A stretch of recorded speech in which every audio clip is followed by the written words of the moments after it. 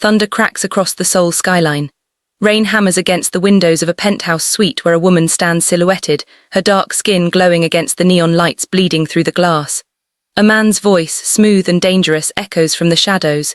"You're the first person who ever said no to me." Aisha turns, her eyes blazing with defiance and tears. "Then maybe you've been asking the wrong questions." Lightning illuminates Hyun-Woo's face, half angel, half devil, as he steps closer, a black card trembling between his fingers.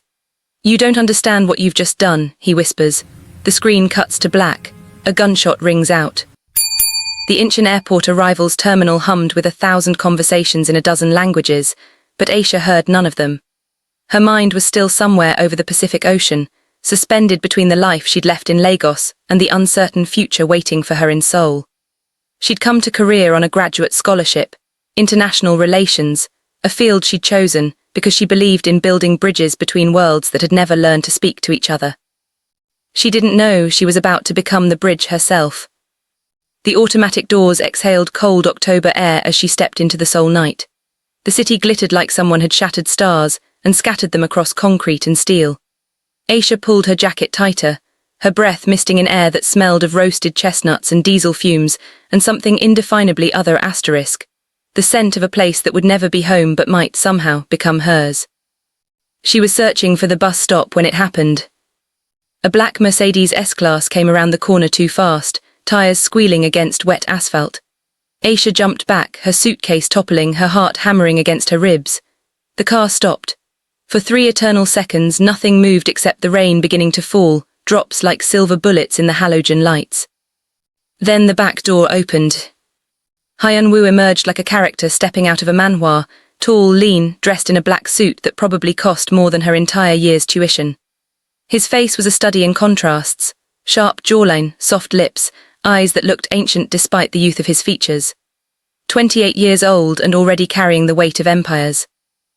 "Are you hurt?" His English was perfect, tinged with a British accent that made her think of expensive boarding schools and violin lessons. "I'm fine." Aisha bent to pick up her scattered belongings, textbooks, a journal, the photo of her mother she carried everywhere. "You should watch where you're driving." Something flickered across his face. Surprise, amusement. Most people didn't speak to him like that. Most people recognized him, Lee Hyun-Woo, heir to the Hansung Corporation, a conglomerate with fingers in everything from semiconductors to shipping. His face was on magazine covers, his name whispered in boardrooms from Seoul to Singapore. But this woman with skin like polished ebony and eyes that held entire thunderstorms looked at him like he was just another careless driver in an expensive car. "Let me make it up to you," he said. "Where are you going? I'll take you." "No, thank you." Aisha straightened, meeting his gaze directly. Something electric passed between them, recognition without knowing, the sense that this moment mattered in ways neither could yet understand. Hyun-Woo reached into his jacket and pulled out a business card. No, not a business card, a black card, American Express Centurion, no spending limit. He held it out to her, rain beginning to darken his shoulders. "Take it, consider it an apology, buy yourself something nice, replace anything that was damaged." Aisha looked at the card, then at him. Then she did something that would change both their lives forever. She laughed. Not a polite laugh, a real one, rich and full, the kind that came from deep in the belly. "You think you can just throw money at everything, that's your solution." Hyun-Woo's hand froze in midair. Behind him, his driver, a man named Mr. Kim who'd been with the family for 20 years, made a small strangled sound. No one refused Lee Hyun-Woo. Not money, not anything. "I don't need your guilt money," Aisha continued, hefting her suitcase. "I need the number 6001 bus. Can you tell me which way that is, or is that beneath you?" For the first time in a decade, Hyun-Woo didn't know what to say. He watched her walk away, her natural hair catching streetlight like a crown, her spine straight despite the heavy luggage. She didn't look back. "Sir," Mr. Kim ventured carefully, "should I?" "Follow her," Hyun-Woo said quietly, sliding back into the car. "But keep your distance. I want to know everything about her." What Hyun-Woo didn't know, he'd just found the one person in Seoul who couldn't be bought. What Aisha didn't know, she'd just rejected the most dangerous man in Korea. Aisha's apartment was in Itaewon, the international district where Korean, English, and 12 other languages collided on every street corner. It was small, a single room with a bathroom barely large enough to turn around in, but it was hers. She fell asleep that first night to the sound of rain and distant traffic, dreaming of nothing. She woke to someone knocking on her door.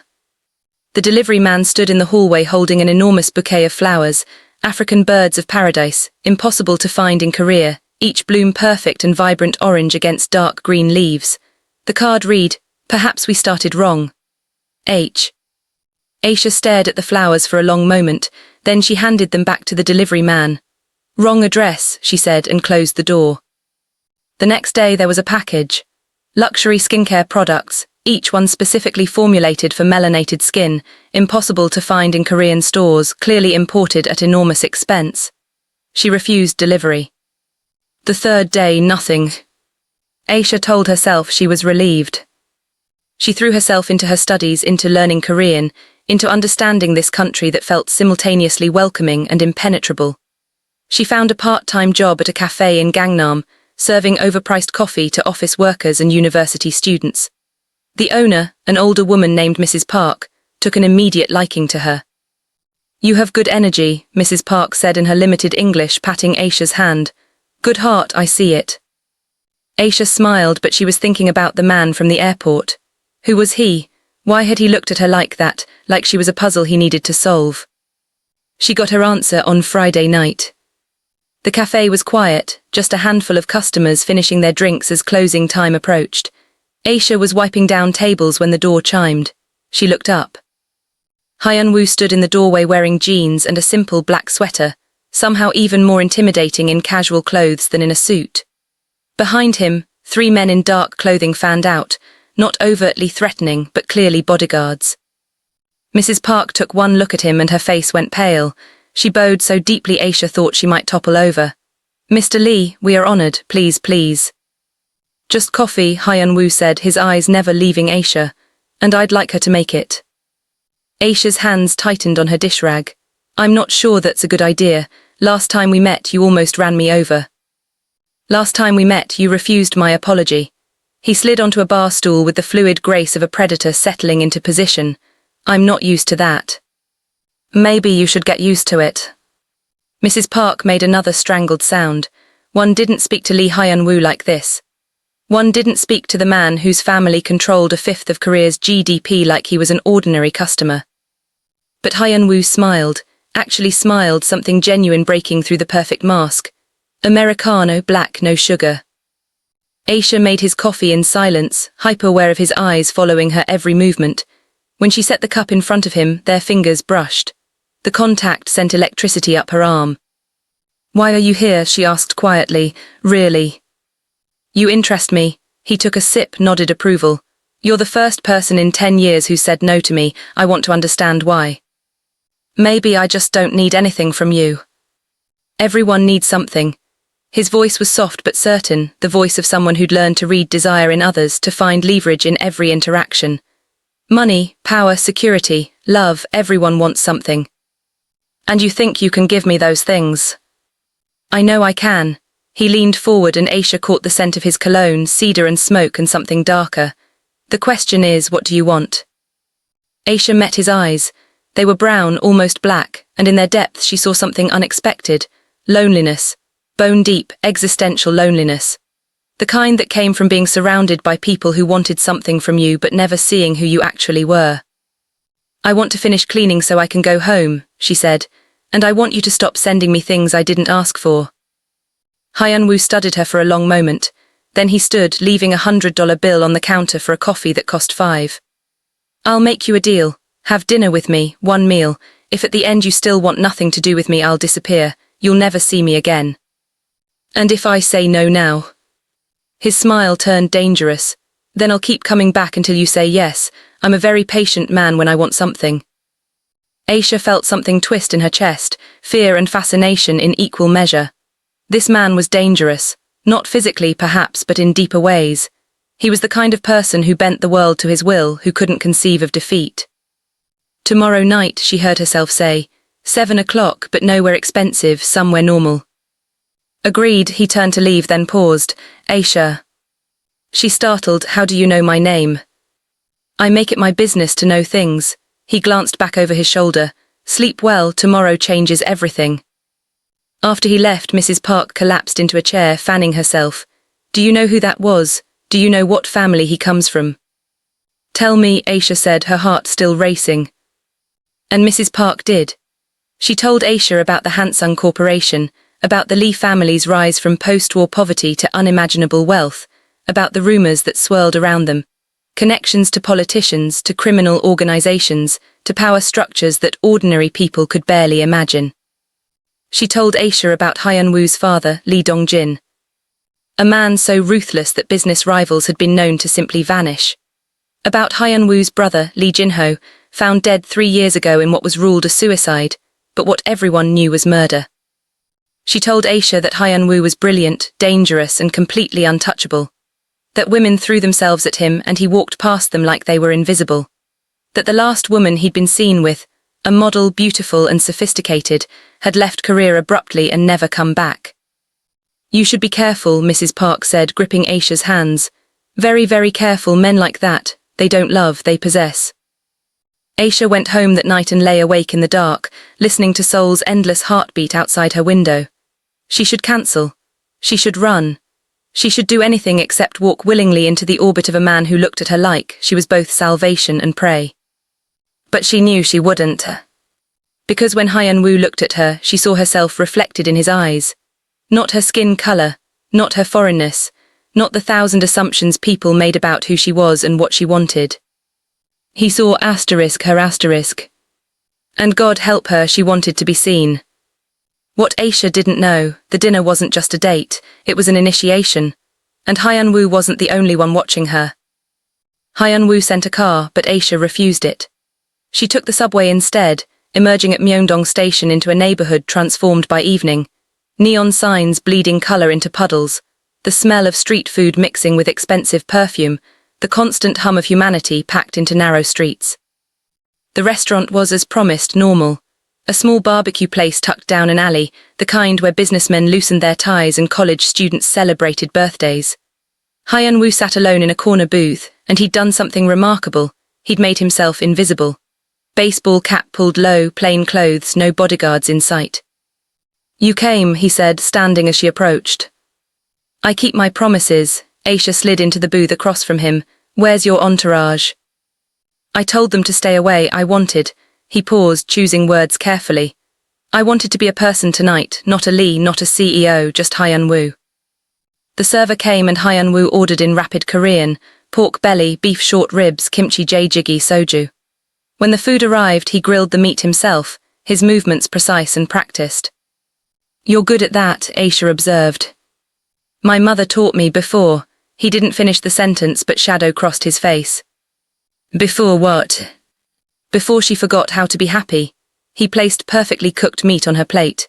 Before my father made her into a trophy. Before the money and the power turned everything to stone.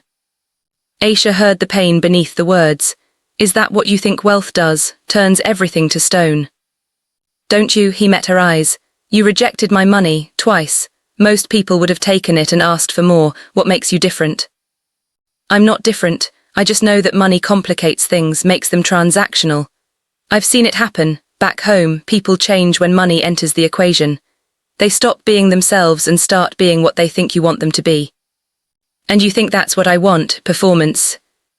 Isn't it? Aisha leaned forward. You're a billionaire, Hyun-Woo. You could have anyone. Models, actresses, heiresses. Why are you interested in a broke graduate student from Nigeria who can't even speak Korean properly?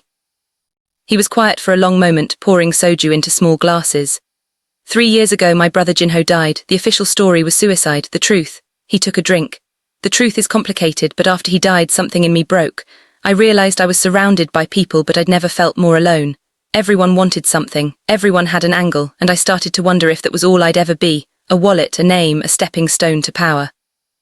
His eyes found hers in the dim light. Then you looked at me like I was just an asshole who almost hit you with his car. Do you know how rare that is? Do you know how asterisk precious? Aisha's breath caught. She saw the truth of it written across his face, the desperate need to be known, to be seen as human rather than icon. I'm scared of you, she admitted quietly. Of this, of what you represent. Good, his hand crossed the table, hovering near hers without touching. I'm scared too. I'm scared that you'll see who I really am, what I've done, what I've had to become to survive, and you'll run. I'm scared that for the first time in my life I've found something I can't buy and can't control. So what do we do? We are honest. His fingers finally touched hers, the contact sending sparks across her skin.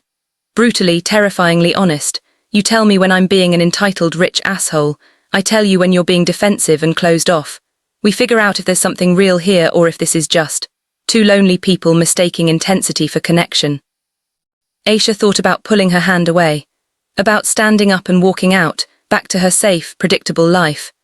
But safety was a lie she'd stopped believing in the day she boarded a plane to a country where she didn't speak the language or know the rules. Okay, she said. Honesty, but you first, who are you really? Not the heir, not the CEO, who is Lee Hyun-Woo when no one's watching. He smiled and it transformed his face. I'm the boy who wanted to be a photographer, who spent his teenage years sneaking out to take pictures of the city at dawn, who failed his driver's test 3 times because he was too distracted looking at architecture, who cries at movies and reads poetry and wishes, more than anything, that he'd been born ordinary. Ordinary is overrated, Aisha said softly.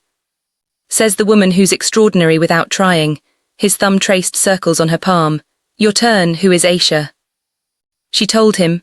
About growing up in Lagos, about her father who died when she was 12, about her mother who cleaned houses to put her through university. About the pressure of being the first in her family to study abroad, the weight of all those hopes and dreams resting on her shoulders.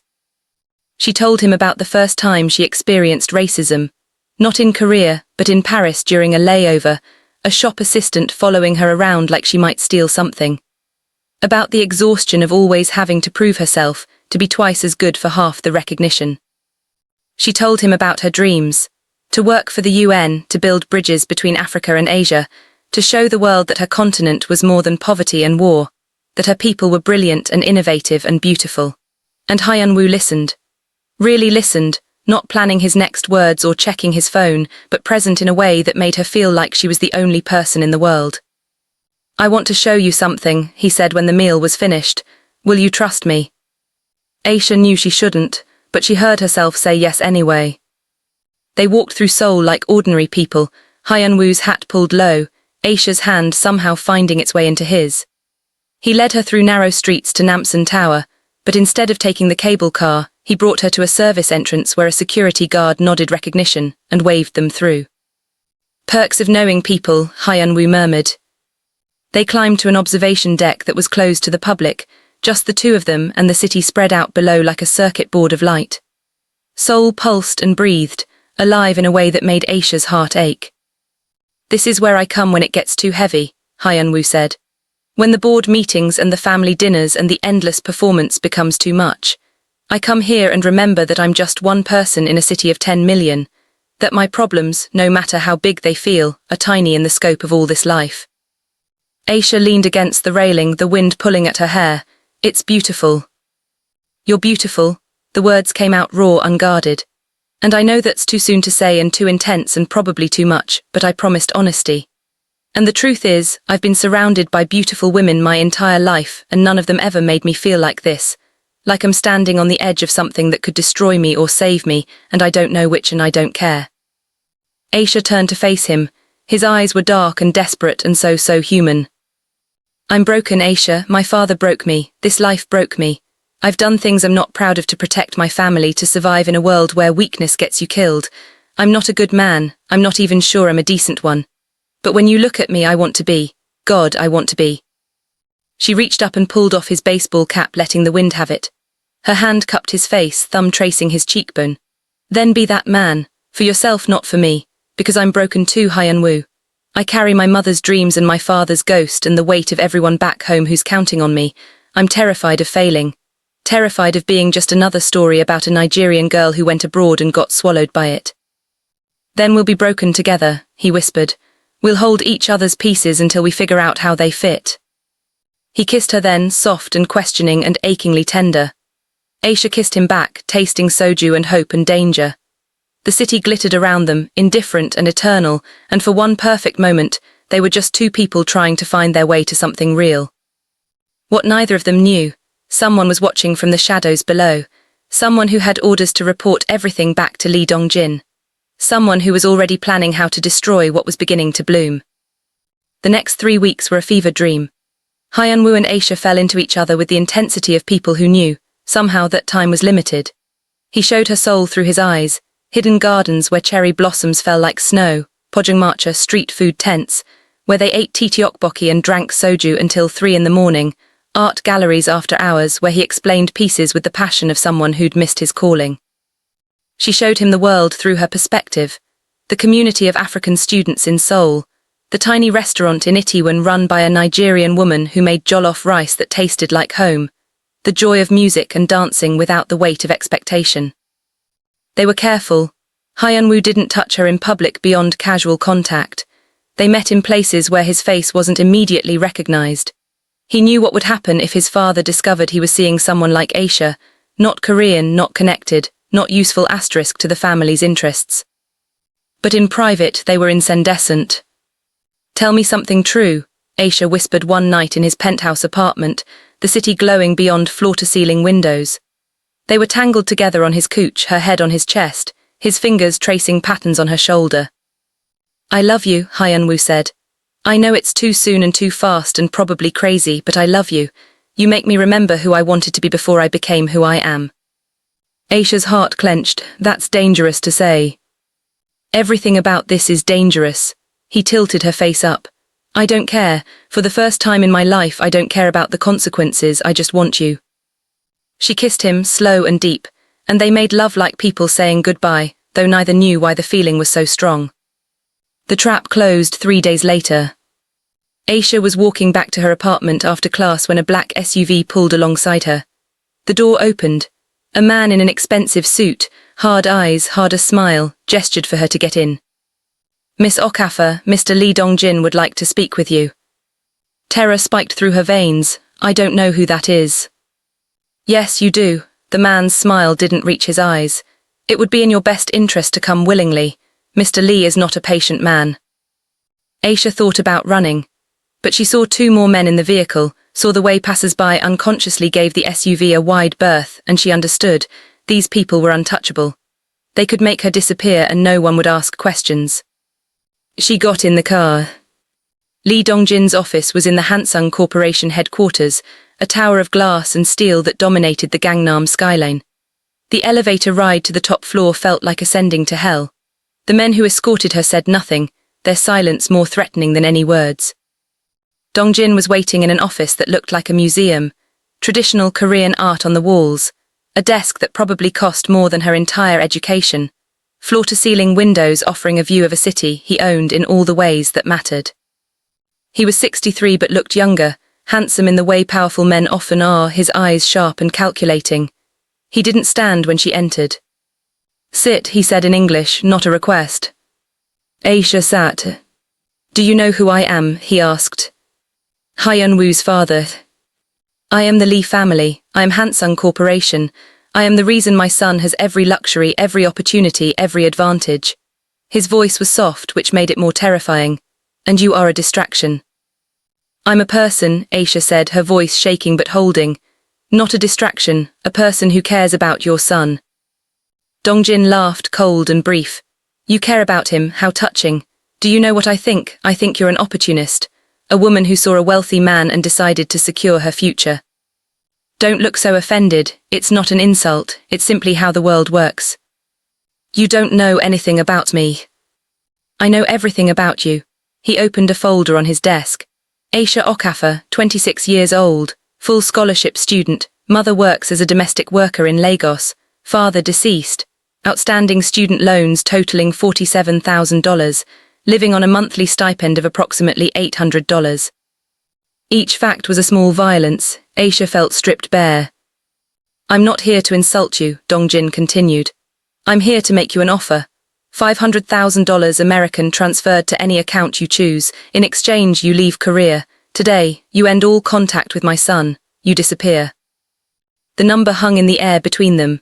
$500,000, enough to pay off her loans, enough to buy her mother a house, enough to start a foundation to help other students from Nigeria study abroad, enough to change not just her life but the lives of everyone she cared about. All she had to do was give up Hyun-Woo. And if I say no, she asked. Dongjin's expression didn't change, but something predatory entered his eyes. Then I make your life very difficult. Your scholarship disappears, your visa is revoked. You return to Nigeria with nothing but debt and a story no one will believe, and more than that, he leaned forward. I destroy my son. I know things about Hyun-Woo that would ruin him. Business dealings he tried to hide from me, decisions he made against my wishes. I've been lenient because he's my blood. But if you force me to choose between my family's legacy and my son's rebellion, I will choose the legacy. I will crush him, and he will know it was because of you. Aisha felt tears burning behind her eyes but refused to let them fall. You're a monster. I'm a father protecting his family. The women my son involves himself with must be useful to the Hansung Corporation. You are not useful, you're a liability, a beautiful, intelligent liability, but a liability nonetheless.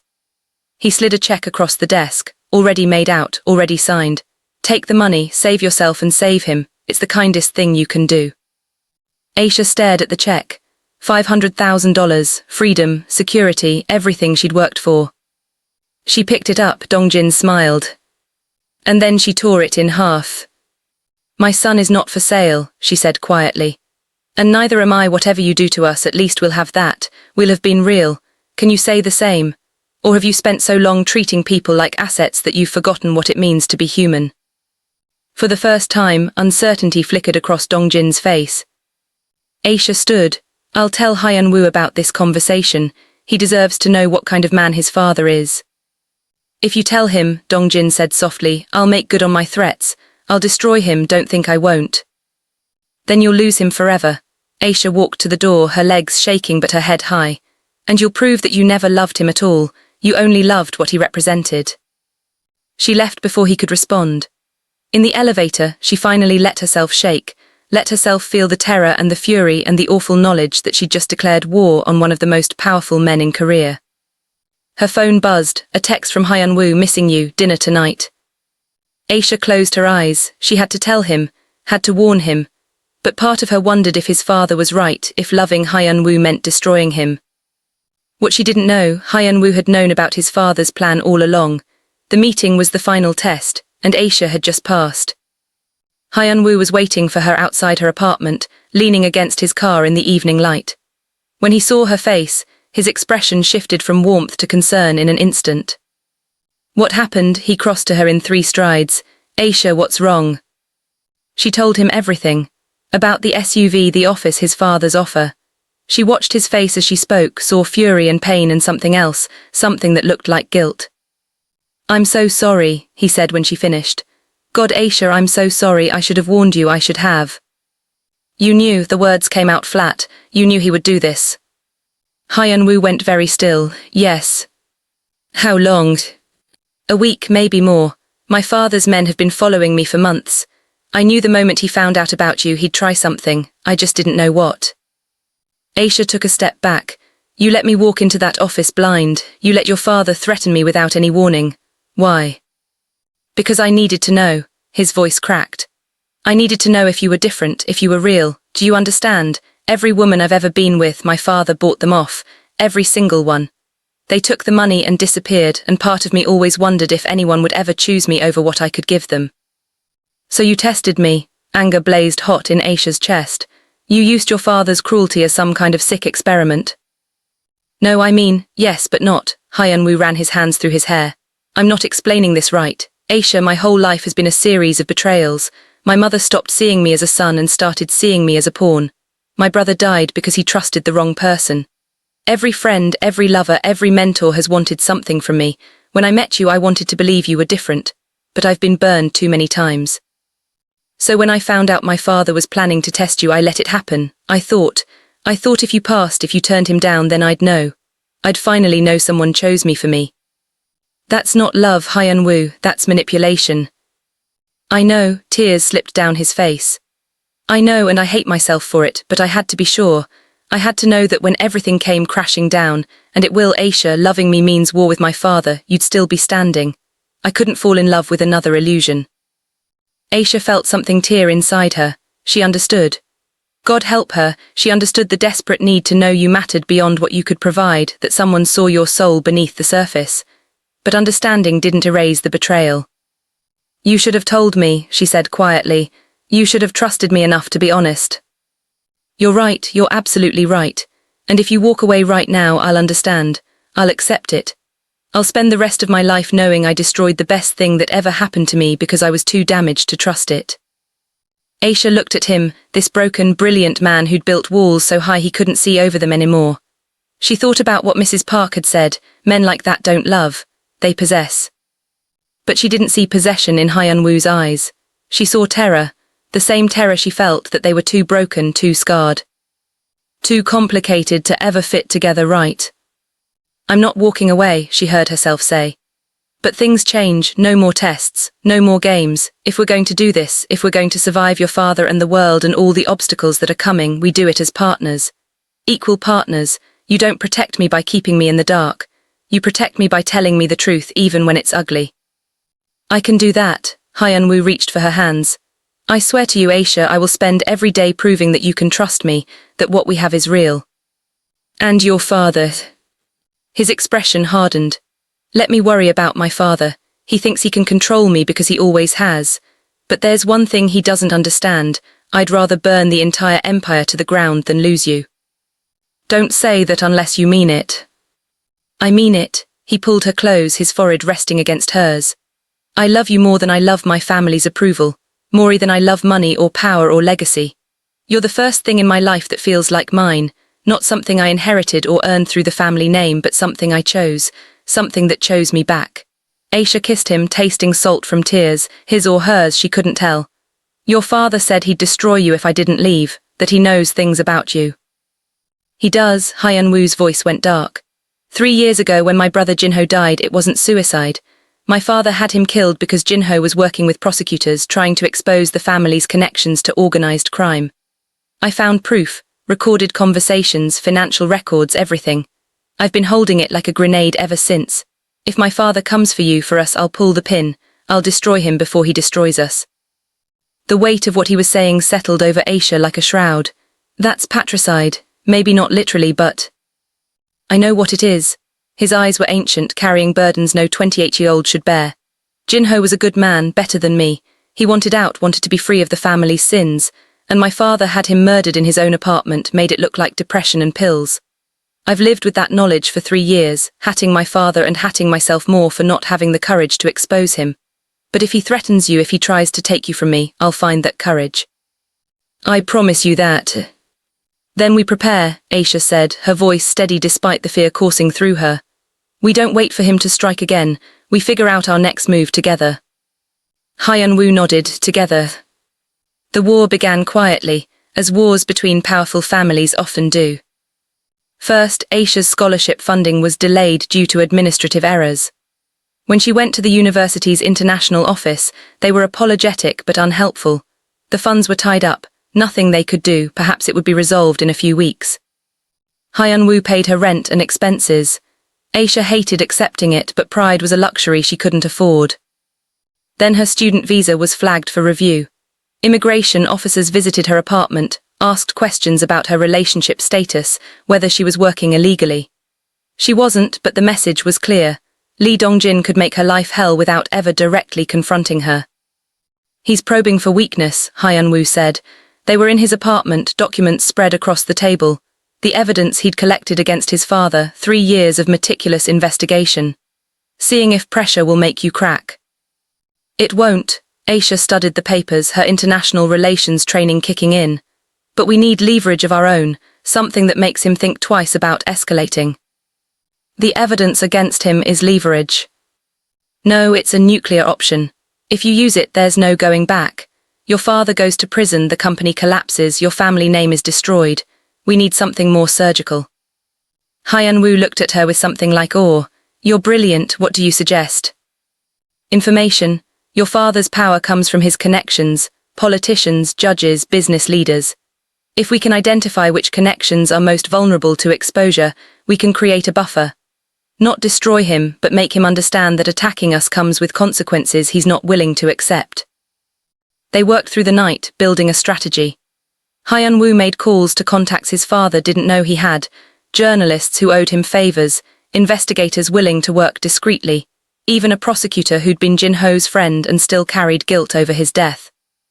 Aisha used her academic network, reaching out to professors and researchers who studied corporate malfeasance, building a coalition of people who could tell the story if needed.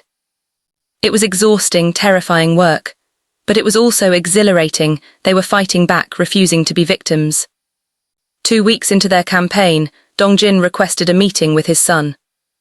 The restaurant was traditional Korean, reserved entirely for their meeting. Dongjin sat on cushions at a low table, tea steaming in delicate porcelain cups. He looked older than Hyun-Woo remembered, shadows beneath his eyes. "You've been busy," Dongjin said as Hyun-Woo sat across from him. "Meeting with journalists, hiring investigators, building a case." "You've been busy too, harassing my girlfriend, threatening her visa. Did you think I wouldn't notice?" "I thought you'd come to your senses." Dongjin sipped his tea. "This girl, she's made you reckless. You're jeopardizing everything for what?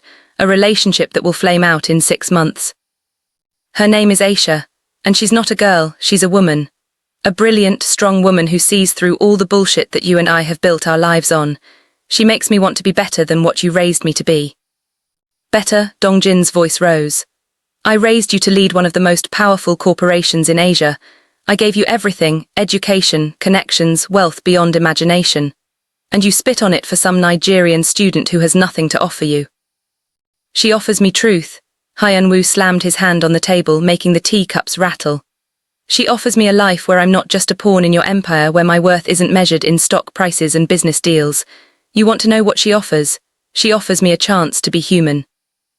Dongjin was silent for a long moment. When he spoke again, his voice was quieter, almost sad. "Do you know why I built all this? The company, the wealth, the power? Because when I was young, I was powerless. I watched my father die in poverty, watched my mother beg for scraps. I swore my children would never know that helplessness.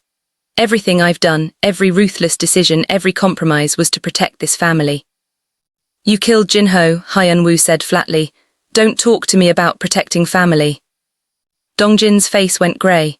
"Jin-ho would have destroyed us. His idealism would have put you, your mother, everyone we care about at risk. I made an impossible choice." "You made a choice that turned you into a murderer. And now you're trying to do the same thing to me and Aisha. But I won't let you. I have all of Jin-ho's evidence, father. Every recorded conversation, every financial document that proves your connections to the Seongnam gang, to the politicians you've bribed, to the judges you've bought. If anything happens to Aisha or me, it all goes public. Your empire crumbles. You spend the rest of your life in prison. Is that what you want?" "You wouldn't," but there was uncertainty in Dongjin's eyes now. "I'm your father." "You stopped being my father the day you killed my brother." Hyun-Woo stood. "Here's how this ends. You leave Aisha alone, completely. Her scholarship gets restored, her visa gets cleared, she lives her life without interference. In exchange, I keep the evidence buried. I stay with the company, I fulfill my duties, I give you the heir you always wanted. But my personal life is mine. Aisha is mine, touch her and I burn everything." "And if I agree," Dongjin looked suddenly old, fragile. "If I accept these terms, what happens to us, to our family?" "I don't know," Hyun-Woo admitted. "Maybe nothing. Maybe we keep playing this game where we pretend to be a family while hatting each other. Or maybe someday you'll look at what you've become and feel something like remorse. But that's not my problem to solve. I'm done trying to earn your approval. I'm done sacrificing myself on the altar of family honor." He turned to leave. "Hyun-Woo," Dongjin's voice stopped him. "She'll leave you eventually. Women like her, they think they want the damaged prince, the tortured heir. But when reality sets in, when they see what our world really demands, they run. I've seen it 100 times. Don't destroy everything for someone who won't stay." "Then I'll deal with that heartbreak when it comes," Hyun-Woo said without turning around. "At least I'll have known what it feels like to choose love over fear. Can you say the same?" He left his father sitting alone in the empty restaurant, surrounded by wealth and power and crushing loneliness. 3 months passed. Against all expectations, Dongjin backed off. Aisha's scholarship was mysteriously restored, her visa issues evaporated. She finished her semester with top marks, threw herself into her thesis research on Afro-Asian economic partnerships. Hyun-Woo divided his time between his duties at Hansung Corporation and building a life with Aisha. They were careful, still discreet in public, but in private they were building something real, inside jokes and shared dreams, arguments about everything from politics to the best jollof rice recipe, lazy Sunday mornings where the world seemed very far away. "It should have been perfect." but Aisha felt the weight of it, the sacrifices Hyun-Woo was making, the way his jaw tightened when his father called, the exhaustion in his eyes after board meetings where he had to pretend everything was fine. She was the wedge driving between him and his family, and no matter how much he insisted it was his choice, she felt the cost. "You're thinking too loud," Hyun-Woo murmured one evening. They were on his balcony, Seoul glittering below, wrapped in blankets against the autumn chill. "Tell me something," Aisha said. "If you could have your old life back before the complications, would you take it?" "Not for a second," he pulled her closer. "Why are you having doubts?" "I'm having thoughts," she chose her words carefully. "You've given up so much for this, for us, your father's approval, your family's peace, the easy path, and what have I given up? Nothing that I wouldn't have given up anyway. It doesn't feel balanced." "Love isn't supposed to be balanced, it's supposed to be worth it." He turned her face toward his. "Are you worth it? Yes, 1,000 times yes. Are we worth it? That's what I choose to believe." "But what if I'm not enough?" The words tumbled out, all her fears laid bare. "What if someday you wake up and realize you traded your empire for a woman who can't give you the life you're supposed to have? The Korean wife, the children who will inherit the company, the perfect family photo for magazine covers. Is that what you think I want?" Hurt flickered across Hyun-Woo's face. "Some manufactured perfect life. Aisha, I was drowning in that life. Every smile was fake, every relationship transactional. You saved me from becoming my father. Don't you understand that?" "I understand that I love you," Aisha said. "And because I love you, I see the price you're paying. I see the way your mother won't speak to you anymore.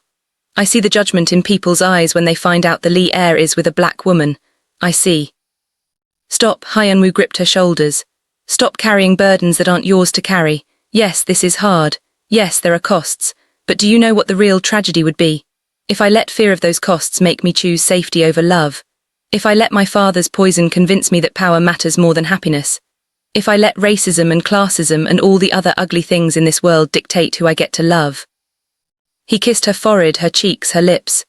"You are enough. You are more than enough. And if the price of loving you is losing everything else, then everything else wasn't worth keeping." Aisha felt tears slip down her face. "I'm scared, Hyun-Woo, I'm scared of how much I love you. I'm scared of what happens when reality catches up with this beautiful bubble we've built. I'm scared of failing you." "Then be scared with me," he whispered. "Be scared and brave and human. Make mistakes, let me make mistakes. We'll figure it out together the same way we've figured out everything else." They held each other as Seoul breathed around them, two people from different worlds trying to build a third world where they could both exist fully. Her blackness, his Koreanness, their shared humanity. The crisis came in December, during the first snow. Hyun-Woo's mother, Lee Hyun, requested to meet Aisha. Not through Hyun-Woo but directly, a formal invitation delivered to Aisha's apartment by courier. Tea at the family estate, just the two of them. "It's a trap," Hyun-Woo said when Aisha told him. "My mother doesn't do anything without my father's approval. This is another test." "Then I'll take it." Aisha was calm, certain. "I can't spend my life avoiding your family, Hyun-Woo. If this is going to work, I need to face them." "Not alone, I'll come with you." "No," she touched his face. "Some battles I need to fight myself, trust me." He didn't want to, but he nodded. "If anything happens, anything, you call me, promise." "I promise." The Lee family estate was in Gangnam, tucked behind high walls and ancient trees. A palace disguised as a home, every surface expensive, every object carefully chosen to display wealth and taste. Seoul received Aisha in a sitting room that looked like it belonged in a museum. Traditional Korean furniture, calligraphy scrolls, a view of a perfect garden where snow was beginning to dust the ground. She was beautiful in the way wealthy Korean women often are, ageless, elegant, her face a mask that revealed nothing. She poured tea with practiced grace. "Thank you for coming," Seoul said in English. Her accent was British like her son's. "I imagine you were nervous about this meeting." "Nervous and curious," Aisha admitted. "You're Hyun-Woo's mother, I wanted to meet you. And I wanted to meet the woman who's turned my son's life upside down." Seoul studied her with sharp eyes. "You're very beautiful, different than I expected." "Different how?" "More real," Seoul sipped her tea. "The women my sons have brought home before were, performed, perfect makeup, perfect manners, perfect lies. You're not performing, are you?" "I don't know how." "Good," something softened in Seoul's expression. May I be honest with you, Aisha, truly honest, in a way I haven't been honest with anyone in years. Please. Seoyeon set down her cup. When she spoke again, her voice carried decades of pain. I was 22 when I married Dongjin, beautiful, educated, from a good family. I thought I was marrying a man, I didn't know I was marrying a dynasty. For 40 years I've been Mrs. Lee, a title, a role, a carefully maintained image. I've watched my husband become someone I don't recognize. I've lost one son to his ambitions and nearly lost another. And through it all I've been silent, obedient. The perfect Korean wife. She looked directly at Aisha. Don't become me. Don't let my son or this family or anyone else make you smaller than you are. When I heard that Hyun-Woo was seeing you, I was angry.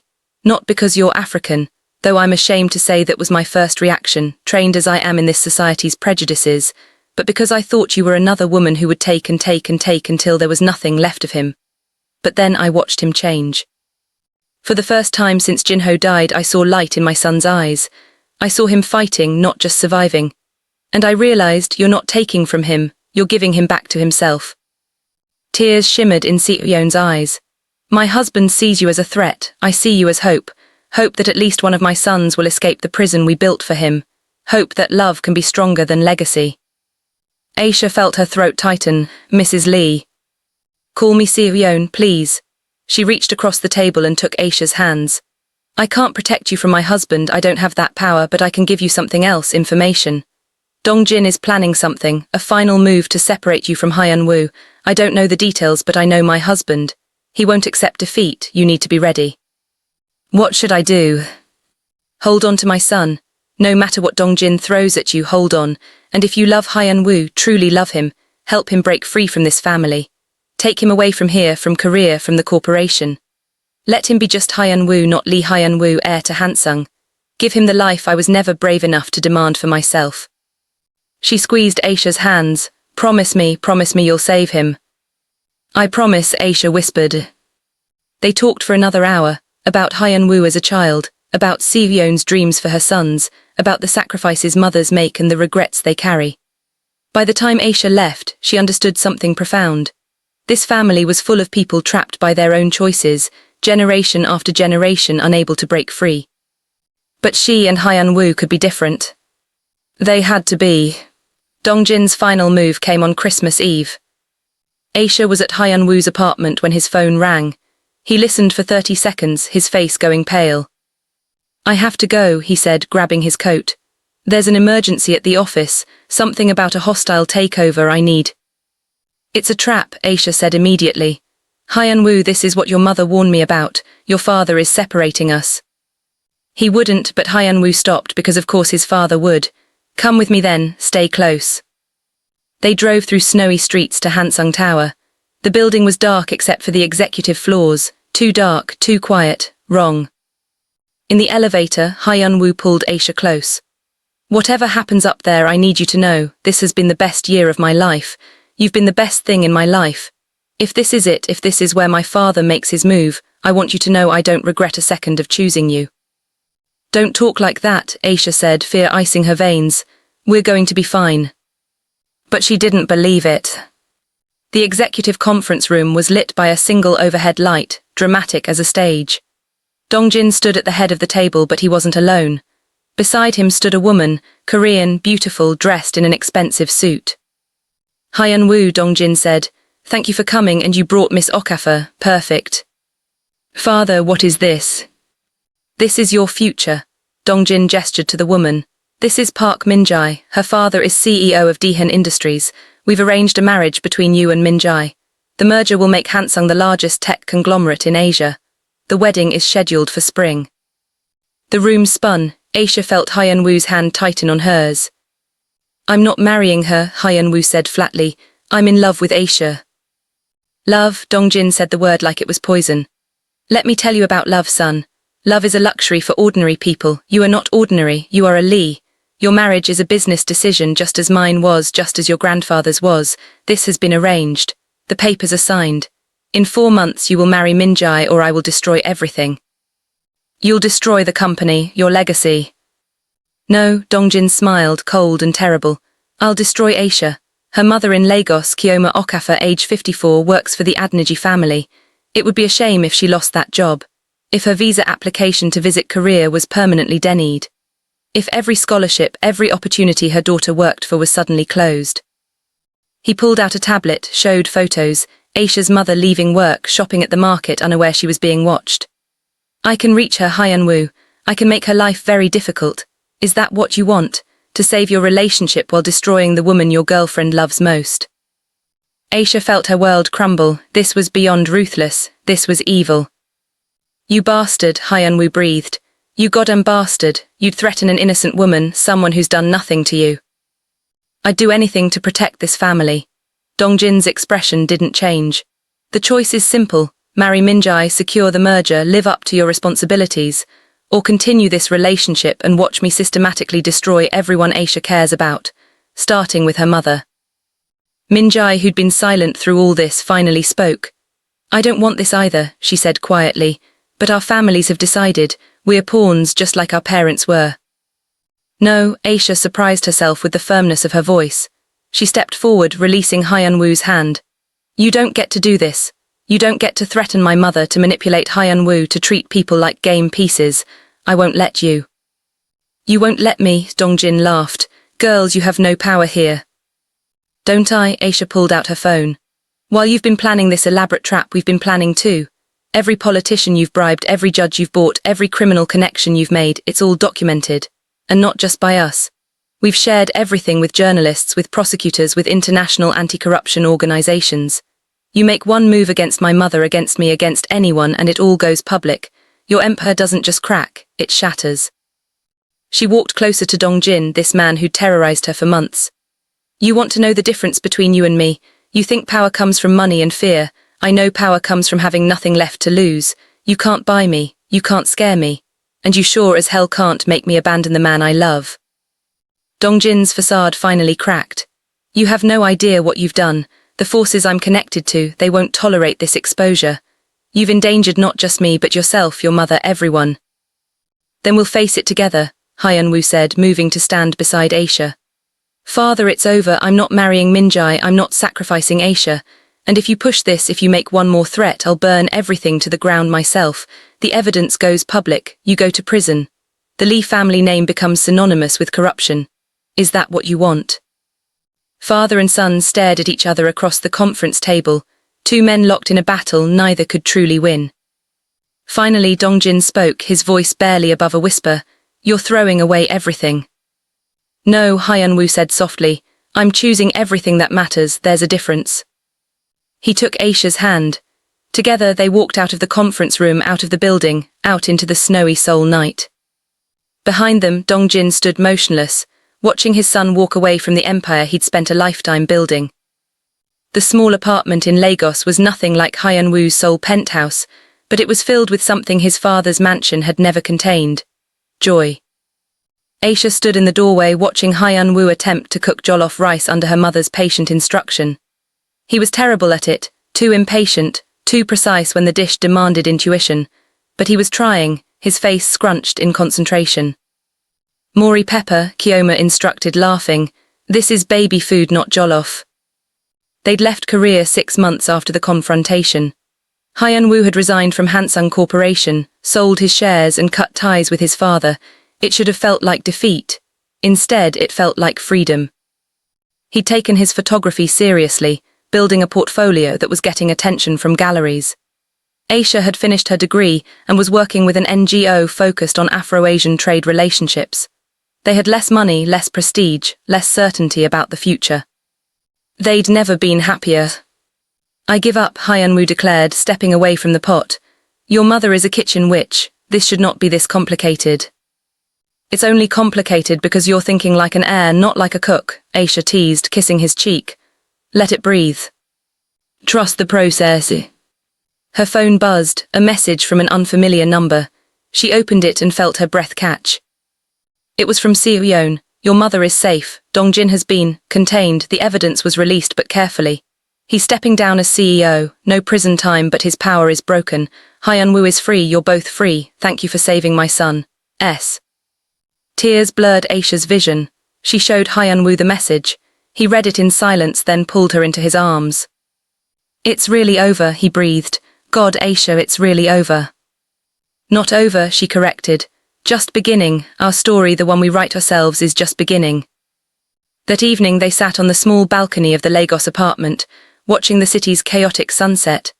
Nothing like Seoul's ordered beauty, but beautiful in its own vibrant, unpredictable way. Do you miss it? Aisha asked. Career, the life you had. Hyun-Woo thought about it honestly. I miss my mother, I miss certain places, certain foods, but the life, he shook his head. That wasn't a life, it was a performance. This, us here, figuring out how to make rice and navigating Lagos traffic and planning our future without a script. This is living. Even though we're broke. We're not broke, we're just not billionaires. He grinned, there's a difference. Aisha leaned into him, breathing in the smell of his cologne mixed with cooking spices and the distinctly Lagos air, diesel and hope and infinite possibility. I love you, she said. Not the air, not the troubled prince, just you. The man who makes terrible jollof and cries at movies and chose love over everything else. I love you, Hyun-Woo replied. The woman who refused my money, challenged my father and showed me that real power comes from being brave enough to be vulnerable. You saved me, Aisha, not from my father or the corporation or any external threat. You saved me from myself. They kissed as the sun set over Lagos, two people from different worlds who'd built a third world together. One where love mattered more than legacy, where choice mattered more than duty, where being human mattered more than being powerful. In Seoul, Dongjin sat alone in his office, surrounded by wealth and emptiness, finally understanding the cost of a life built on control rather than connection. In Lagos, his son laughed with the woman he loved, poor in money but rich in all the ways that mattered. And in the distance, if you listened carefully, you could hear the sound of chains breaking, generation after generation of inherited pain finally releasing its grip, letting two people write a new story. A story about an African woman and a Korean man who looked at each other and saw not difference but destiny, who chose each other over everything the world told them should matter, who proved that love, real, honest, defiant love, could survive even the most impossible circumstances. Because love, when it's real, isn't tested by money or power or family or fear. It's tested by whether you're brave enough to choose it, every single day, even when the world gives you 1,000 reasons to walk away. Aisha and Hyun-Woo chose each other. And that choice changed everything. Real love isn't about grand gestures or fairy tale endings. It's about seeing someone, truly seeing them, and choosing them anyway. It's about being brave enough to walk away from everything that doesn't serve your happiness. It's about understanding that sometimes the most powerful thing you can do is refuse to be bought, refuse to be controlled, refuse to let fear dictate who you love. To anyone reading this who's ever been told they're not enough, that their love isn't valuable because it doesn't fit someone else's expectations, you are enough. Your love matters. And the person who truly sees you will never ask you to make yourself smaller to fit into their world. They'll build a new world with you. Love across cultures, across classes, across all the boundaries society builds isn't just possible, it's powerful. It's revolutionary. It's the bridge we need between worlds that have been kept separate for too long. Choose love, choose yourself, choose freedom. The rest will follow.